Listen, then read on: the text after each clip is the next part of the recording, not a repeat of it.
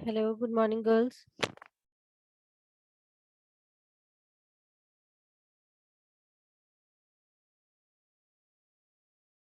Good morning, ma'am. Good morning, ma'am. Good morning, ma'am. Good morning.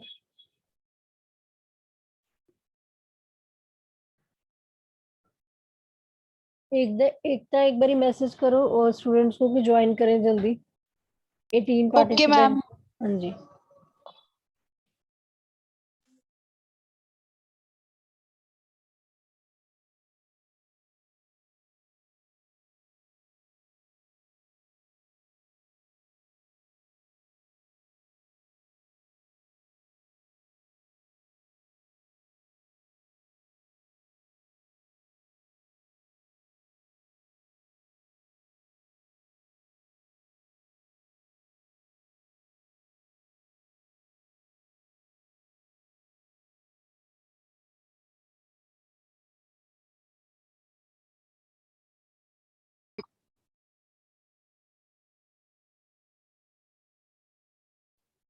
Okay, so girls हमने last class में decision theory कर रहे थे। I think वो 10 minute का टॉपिक रह गया, पहले वही कंप्लीट कर लेते हैं। Okay, ma'am. तुम लोगों ने वीडियो देखी है जो मैंने कल आपको बोला था देखने के लिए? Yes, ma'am. ओके, सबने देखी है कि अभी रहते हैं स्टूडेंट्स? अगर रहते हैं तो अभी क्लास में शो कर दूंगी, अगर देख ली हुई है फिर वेल एंड गुड, फिर आगे करेंगे। बता देना जैसे भी है, ठीक है? चलो अभी पहले मैं वो डिसीजन थियरी वाला कंप्लीट कर दूं टॉपिक। 10-15 मिनट्स का ही है वो उसको कंप्लीट कर लेते हैं पहले। Okay, ma'am.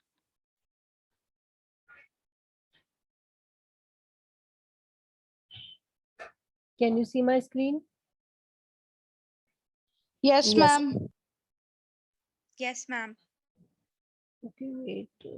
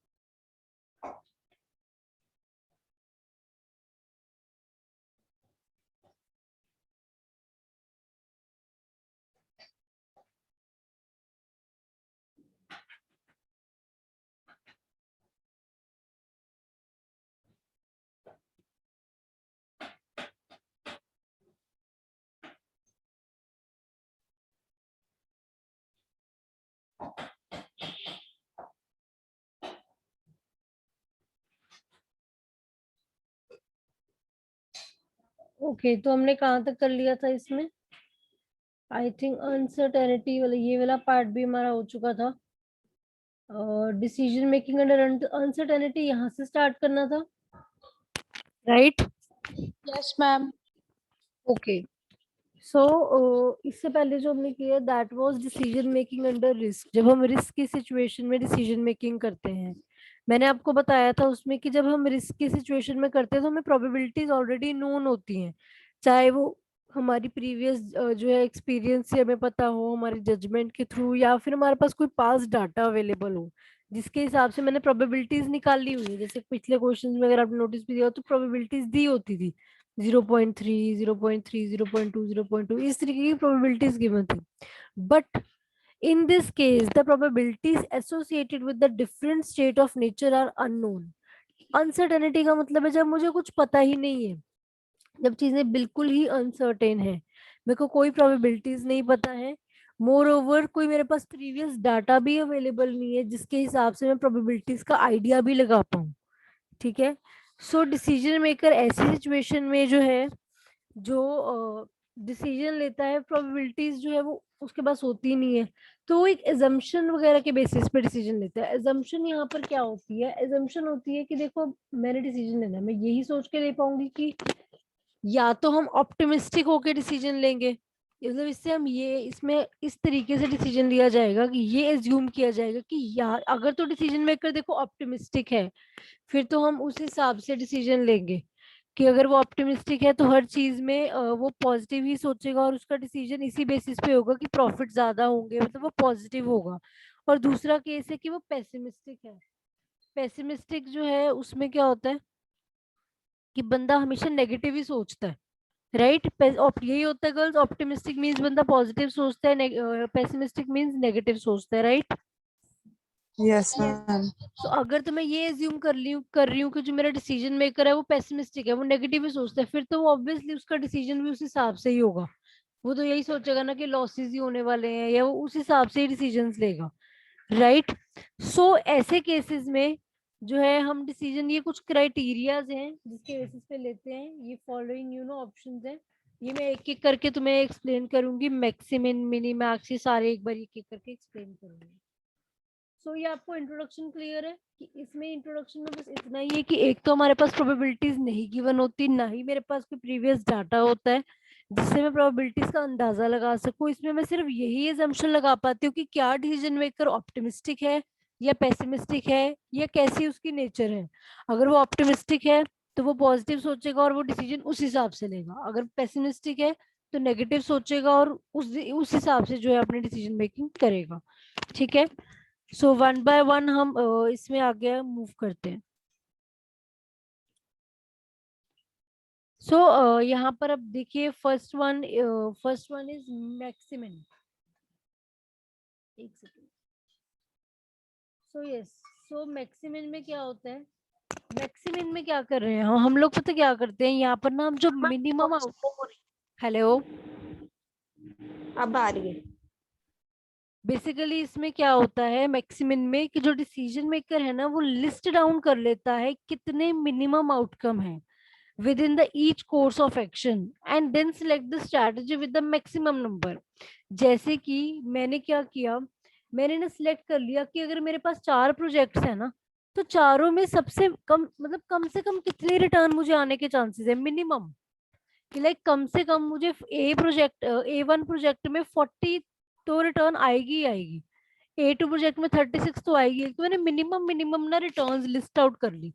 जितने भी मेरे पास कोर्स ऑफ एक्शंस या प्रोजेक्ट्स है जो भी मैं चूज करने वाली हूँ, वो मेरे पास जितनी भी ऑप्शन है ना, मैंने उन सबकी ना मिनिमम जो है आउटकम, जो मुझे पता है इतना तो कम से कम आएगा ही आएगा, वो जो है यहाँ पर लिस्ट आउट कर लिया। देन उसमें से सिलेक्ट कौन सा किया, जो सबसे ज्यादा मैक्सिमम है। मतलब मैंने क्या किया, मिनिमम में से मैक्सिमम चूज किया, सो दैट्स व्हाई इसका नेम मैक्सिमम है। पहले मिनिमम लिस्ट डाउन कर लिया, देन उसमें से मैक्सिमम को चूज कर लिया। ये कहता पेसिमिस्टिक डिसीजन क्राइटेरिया है।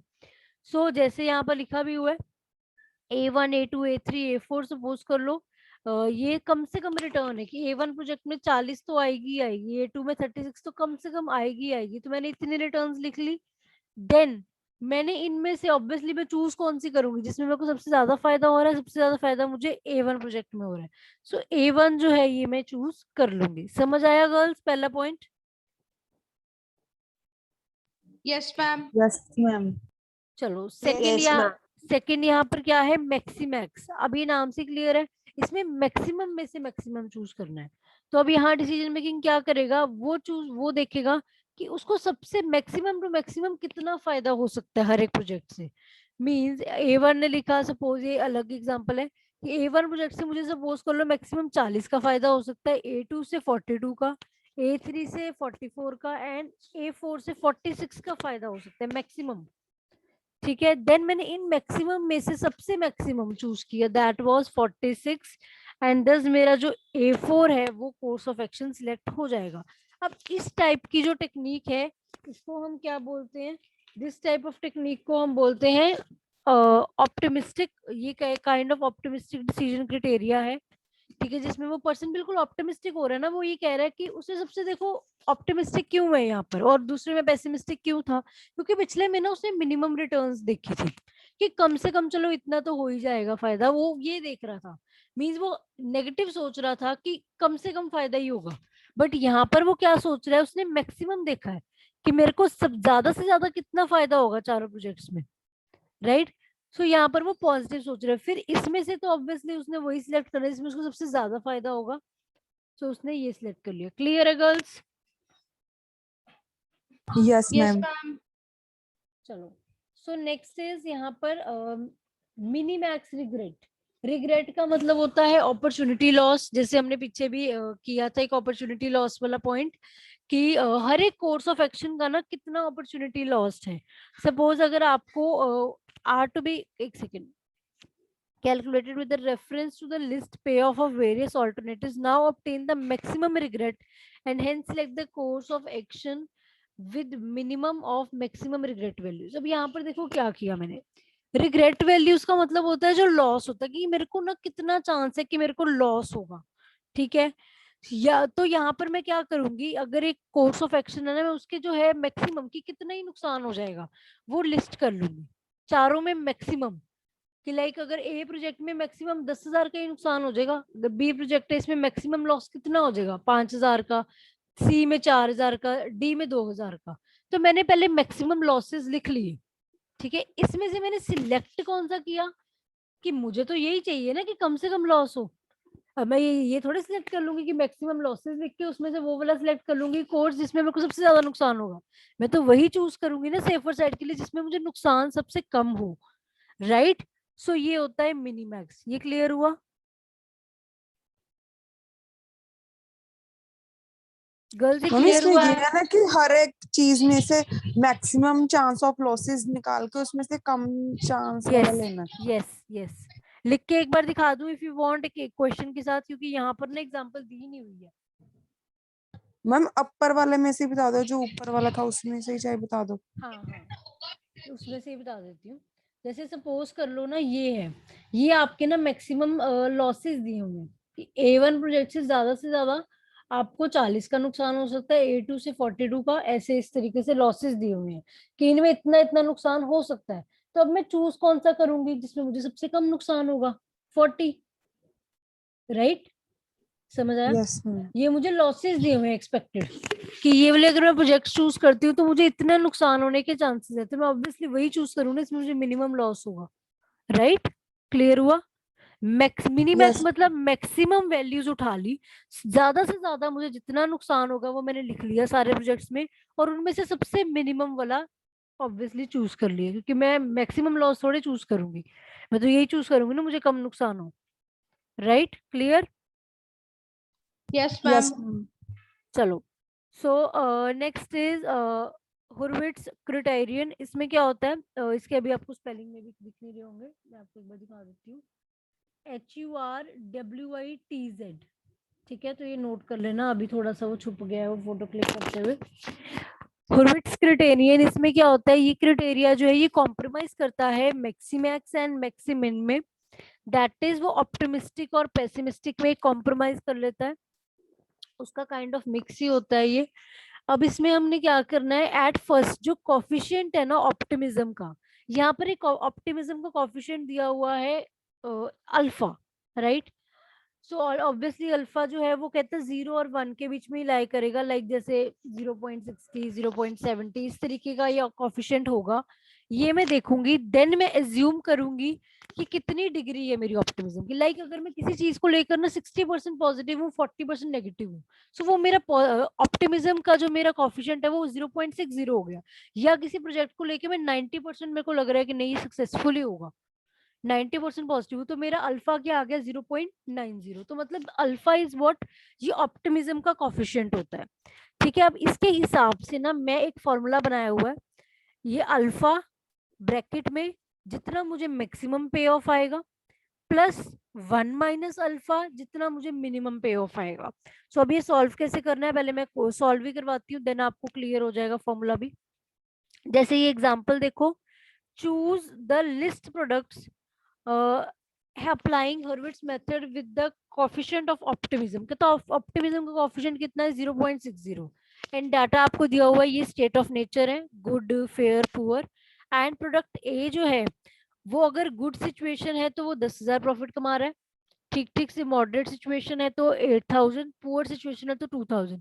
प्रोडक्ट बी अच्छी सिचुएशन में 12,500, ठीक ठीक में 9,000, एंड पुअर में वो लॉस पे जा रहा है 1,000। अब मैं क्या करूंगी, अब मेरा फॉर्मूला क्या था, अल्फा, मतलब कि जो 0.60 यहाँ पर दिया हुआ है अल्फा, उसको लिख के ब्रैकेट में मैक्सिमम पे ऑफ। अब अगर मैं प्रोडक्ट ए की बात करूं, इसमें ज्यादा से ज्यादा मुझे कितना पे ऑफ होगा गर्ल्स? 10,000। यस, 10,000। और प्रोडक्ट बी में मैक्सिमम पे ऑफ कितना होगा? 12,500। Yes ma'am. एंड अगर मैं मिनिमम वैल्यू की बात करूं तो मिनिमम कितना पे ऑफ होगा प्रोडक्ट ए में? 2,000। एंड प्रोडक्ट बी में तो लॉसेस पे चले जाएगा, राइट? Yes ma'am. तो दोनों की मैक्सिमम और मिनिमम वैल्यू लिख ली। देन सिंपली क्या किया, फॉर्मूला लगाया।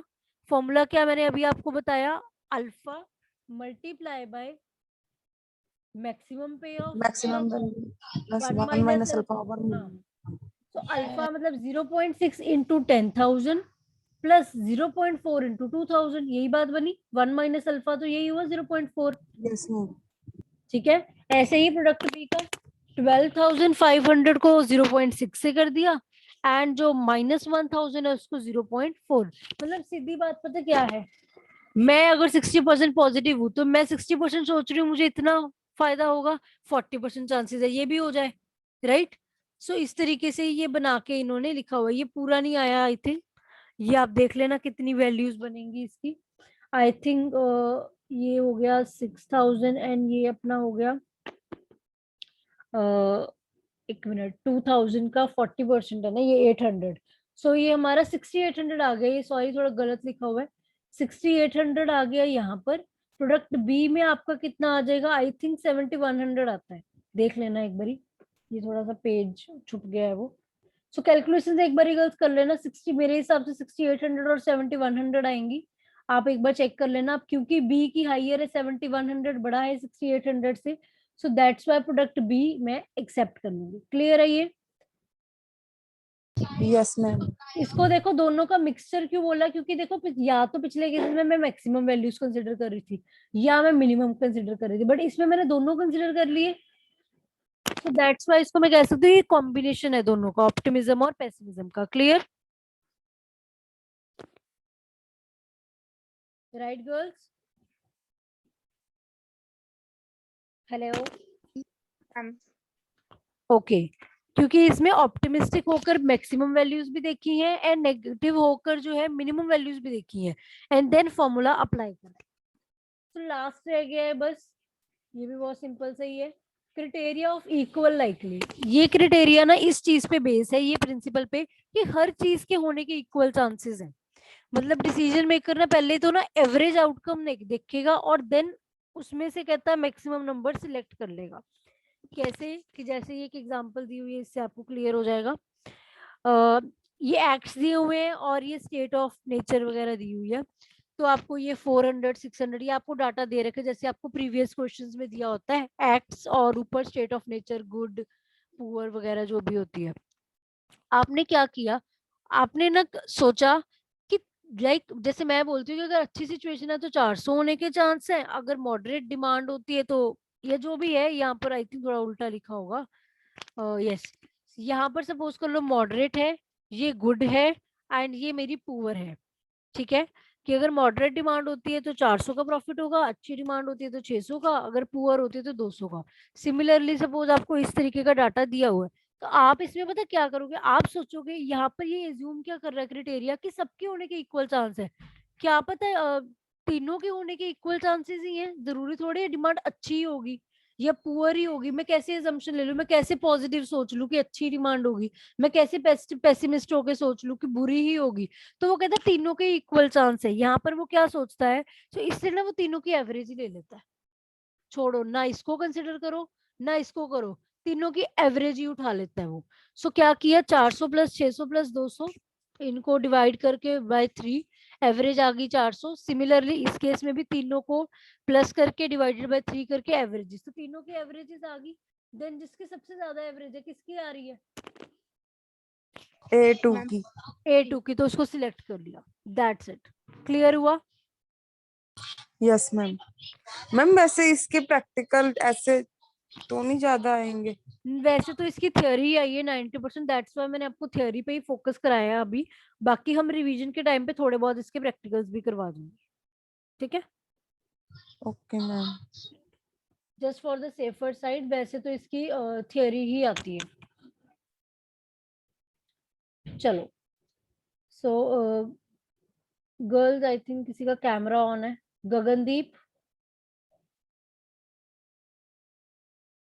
Camera is on. गगनदीप, एक सेकंड में।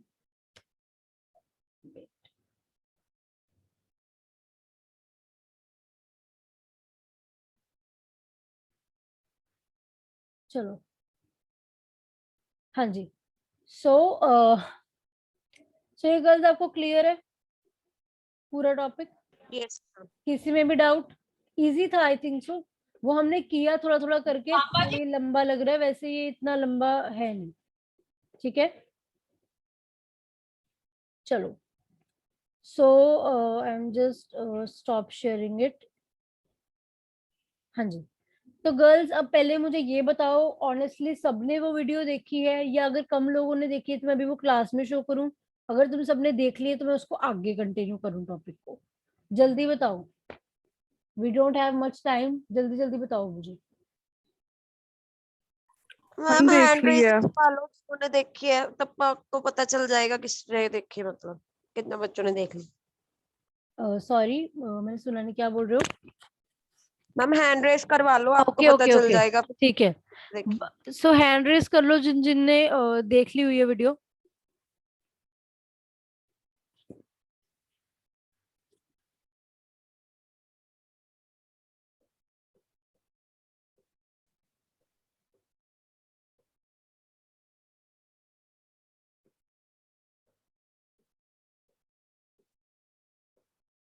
तो सिर्फ 5 स्टूडेंट्स ने देखी है।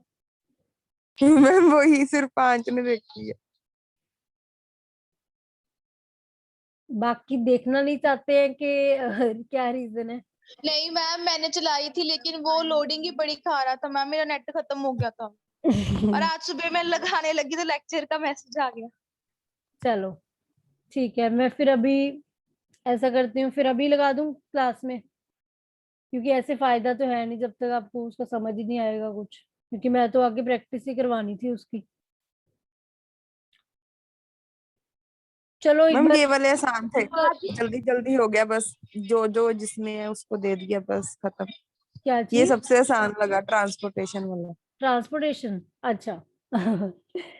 बढ़िया है, ये इंटरेस्टिंग है चैप्टर, ये बोरिंग नहीं है। मैम ये आसान है, बस एक को दिया, दूसरे को जितने रह गए बाकी दे दिए, हाँ बाकी का कोई काम ही नहीं लेने देने का। हाँ, मैं एक बार ये वीडियो दिखाई देती हूँ क्लास में, ठीक है?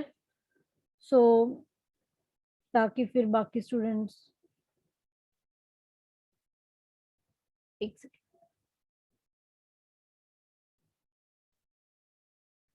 तो लेकिन मुझे भी आई थिंक यूट्यूब ही खोलना पड़ेगा। नहीं, वेट, मेरे लैपटॉप।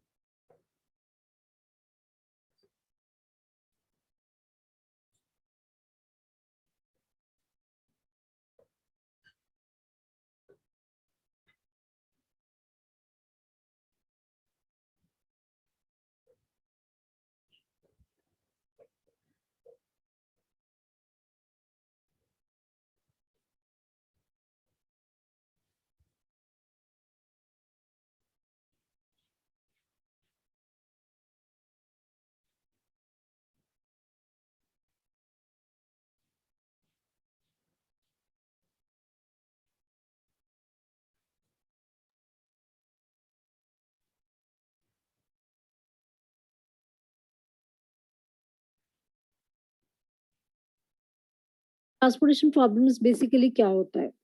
सो सबसे साउंड आ रही है girls? Yes ma'am. Yes ma'am. Okay.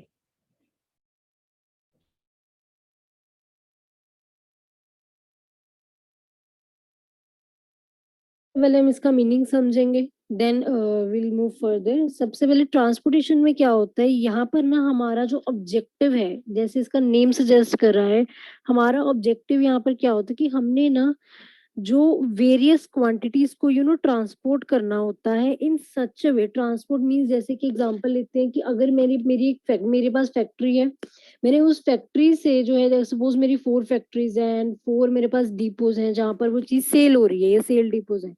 सो मैंने उस फैक्ट्री से उस सेल्स पॉइंट पे वो जो है मटेरियल को पहुंचाना है, ठीक है।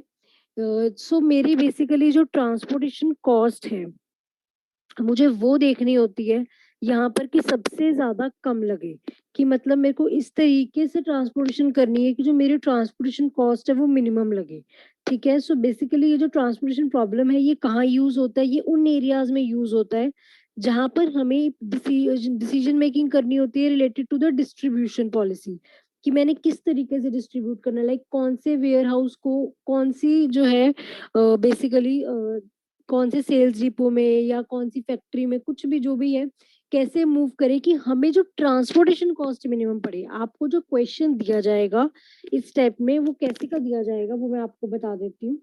आपको लाइक जैसे एक एग्जांपल दे देती है, ये फैक्ट्रीज हैं, इधर आपको सपोज फैक्ट्रीज दी गई हैं, factories F1 F2 F3 F4 and 4 आपको सेल्स डिपो दिए गए हैं, ठीक है। सो ये इसको मैं S1 S2 S3 S4 लिख लेती हूँ। आपको यहाँ पर कॉस्ट दी जाएगी, लाइक कि अगर आप फैक्ट्री F1 से S1 डिपो तक सामान पहुंचाना चाहते हो तो आपको ट्रांसपोर्टेशन का कितना खर्चा पड़ेगा। सपोज मुझे 100 रुपया खर्चा पड़ेगा, अगर मैं F1 से S2 में पहुंचाऊंगी सपोज मुझे 120 पड़ेगा, यहाँ पर सपोज 200 पड़ता है, ये 250 पड़ता है। सो इस तरीके से मुझे यहाँ पर ट्रांसपोर्टेशन की कॉस्ट दी जाएगी, ठीक है, कि जैसे F3 से S1 पे कितना खर्चा है, F3 से S2 पे कितना खर्चा है, इस तरीके से मुझे कॉस्ट दे दी जाएगी। इसके अलावा जो मुझे डाटा दिया जाएगा दैट विल बी, एक साइड पे मुझे दिया जाएगा डिमांड का डाटा, एक साइड पे मुझे दिया जाएगा, एक सेकेंड,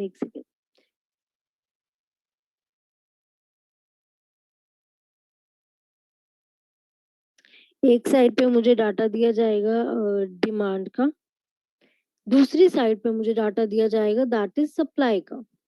लाइक कि सेल डिपो S1 की कितनी डिमांड है, सपोज इसकी डिमांड है कि यहाँ पर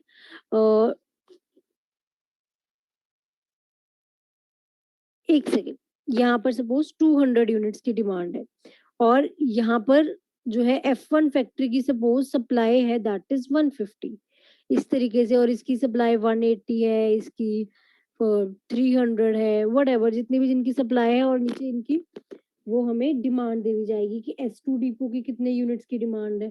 सो ये हमें इस तरीके का कुछ डाटा जो है दिया जाएगा, ठीक है। I hope you are clear कि हमें जो है क्या चीजें दी जा रही है, राइट। सो यहाँ पर हमें इस तरीके का डाटा क्वेश्चन में गिवन होगा।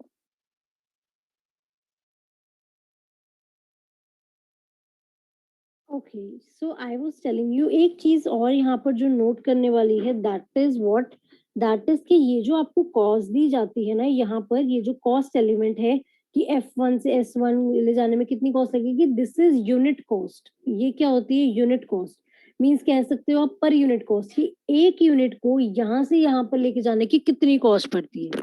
सो बेसिकली जो हमें यहाँ पर सेल्स, इनको सेल्स बोलते हैं बेसिकली, ये जो मुझे सेल्स में ये जो कॉस्ट दी जाएगी that is per unit cost, okay. And ये जो है ये मेरे यूनिट्स दिए हुए कि कितने यूनिट्स की डिमांड है और कितने यूनिट्स की सप्लाई है, ठीक है। एक जो है सेल्स डिपो में कितने यूनिट्स की डिमांड है और एक फैक्ट्री में कितनी सप्लाई है, एंड एक फैक्ट्री से जो है एक सेल्स डिपो में सामान ले जाने का कितना पर यूनिट खर्चा पड़ता है। सो दिस इज ऑल हमें यहाँ पर जो गिवन है चीजें, हमारा ऑब्जेक्टिव वही रहेगा to minimise the transportation cost. अब आपको ना इस टाइप के जो क्वेश्चंस होते हैं ये आपको इसमें कुछ मेथड्स हैं, ठीक है। जब हम ट्रांसपोर्टेशन प्रॉब्लम को सॉल्व करते हैं उस जो है इसमें कुछ आपको मेथड्स करवाए जाएंगे, ठीक है। मेथड्स होंगे लाइक मैं आपको अभी बता देती हूँ, जैसे कि एक हमारा है मेथड, जो सबसे पहला मेथड है that is north west corner method. कौन सा method, north west corner method. अब इसमें क्या होता है ये मैं आपको समझाऊंगी, इसको आपने स्टेप बाय स्टेप समझना है कि इसमें क्या क्या चीजें होती हैं। एक इसके लास्ट में मैं आपको एक पॉइंट समझाऊंगी, ठीक है। देन सबसे पहले आप इस मेथड को समझिए, कि इसमें हमने क्या करना होता है। जैसे कि मैं आपको एग्जांपल 1 से ही स्टार्ट करवाती हूँ, ये बहुत बेसिक सा है, बहुत इजी है। क्वेश्चन मैं एक बार नोट डाउन कर देती हूँ।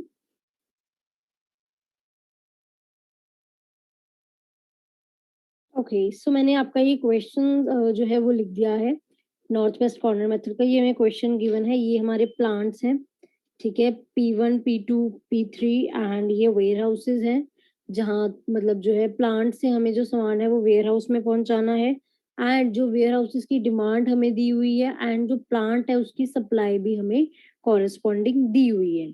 अब एक चीज जो यहाँ पर आपने नोट करनी है, दैट इज सबसे पहले कि ये बैलेंस्ड प्रॉब्लम है या अनबैलेंस्ड। अब बैलेंस्ड प्रॉब्लम क्या होती है?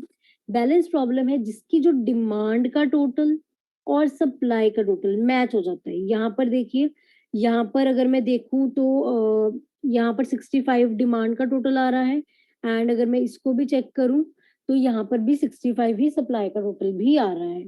सो इट मीन्स ये बैलेंस प्रॉब्लम है, इसमें मुझे कुछ भी करने की जरूरत नहीं है। लेकिन अगर ये अनबैलेंस प्रॉब्लम होती, सपोज यहाँ पर 17 होता, तो इसका मतलब ये 63 हो जाती डिमांड, लेकिन सप्लाई जो है दैट इज 65। तो इस अनबैलेंस प्रॉब्लम को मैं पहले बैलेंस करती। अगर आपको असाइनमेंट चैप्टर याद है तो उसमें भी हम यही करते थे, हम डमी इंट्रोड्यूस करते थे।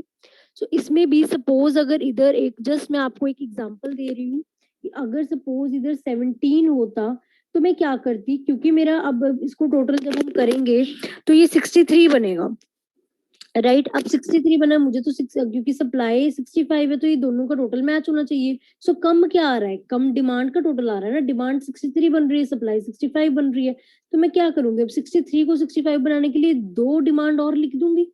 बट अब ये अलग से वेयर हाउस और प्लांट कैसे आएगा? तो वो मैं एक डमी इंट्रोड्यूस कर दूंगी, 000 कॉस्ट लिख देंगे उसकी, क्योंकि अब ऑब्वियसली जब हम खुद से ही एक फेक ही एक डमी ही क्रिएट कर रहे हैं तो कॉस्ट तो 000 लिख दी हमने, जैसे हम असाइनमेंट पे करते थे। एंड जो डिमांड है वो जितनी मुझे बैलेंस करने के लिए चाहिए थी मैंने लिख दी। 65 चाहिए थी तो अभी 63 टोटल बन रहा था तो 2 और लिख दी ताकि सप्लाई से बैलेंस हो जाए। तो इस टाइप के हम करते हैं। अभी के लिए मैं इसको इरेज कर रही हूँ बिकॉज हमारे करंट क्वेश्चन में ये पॉइंट नहीं है। मैं आपको जस्ट एक आपकी क्लैरिटी के लिए ये मैंने आपको ये पॉइंट समझाया है, ठीक है। So now will start this question. अब हम इस क्वेश्चन को करेंगे। यहाँ पर 19 दी होती, यस। सो अब नॉर्थ वेस्ट कॉर्नर मेथड में हमने क्या करना होता है, अब ध्यान से समझना है आप लोगों ने। अब आपने देखना है यहाँ पर सबसे पहले हम जो यहाँ पर ना काइंड ऑफ हम क्या करते हैं, यहाँ पर हमने जो है हमारी कॉस्ट दे रखी है एंड ये डिमांड सप्लाई दी हुई, इसके हिसाब से ना हमने इनको कुछ यूनिट्स असाइन करने होते हैं, ठीक है। अब कैसे हम यहाँ पर कुछ यूनिट्स को एलोकेट करेंगे, यू नो, या असाइन बोल लो या एलोकेट वर्ड बोल लो, कैसे एलोकेट किया जाएगा। अब आप देखिए, अब P1 अगर जो फैक्ट्री है, जो हमारी P1 प्लांट है उसकी सप्लाई है 20 यूनिट, एंड जो W1 वेयर हाउस है उसकी डिमांड है 21 यूनिट। तो सबसे पहले जब भी ये अलॉटमेंट, ये एलोकेशन जो करनी है, ये मैंने इन नॉर्थ वेस्ट कॉर्नर मेथड में सबसे पहली एलोकेशन कहाँ करनी होती है? फर्स्ट सेल में। फर्स्ट सेल मतलब, या फिर आप इसको कह लो, जो मेरा ये वाला सेल होता है 1-1, रो भी फर्स्ट कॉलम भी फर्स्ट, मतलब दिस वन, दिस सेल, यहां से मैंने स्टार्ट करना है। सो अब आप देखिए, अब 20 सप्लाई है और 21 डिमांड है। अब जो भी दोनों, हमेशा ना हमने मिनिमम वैल्यू को एलोकेट करना होता है, ये याद रख लो, रूल है, मिनिमम वैल्यू को एलोकेट करना है। इसका रीजन भी है। रीजन क्या है अब आप खुद सोचो। P1 फैक्ट्री का में सप्लाई ही 20 यूनिट की है, तो क्या आप उसको 21 यूनिट एलोकेट कर पाओगे जब वहां बननी 20 यूनिट रहे हैं, राइट? तो आपको तो 20 ही एलोकेट करना पड़ेगा, राइट?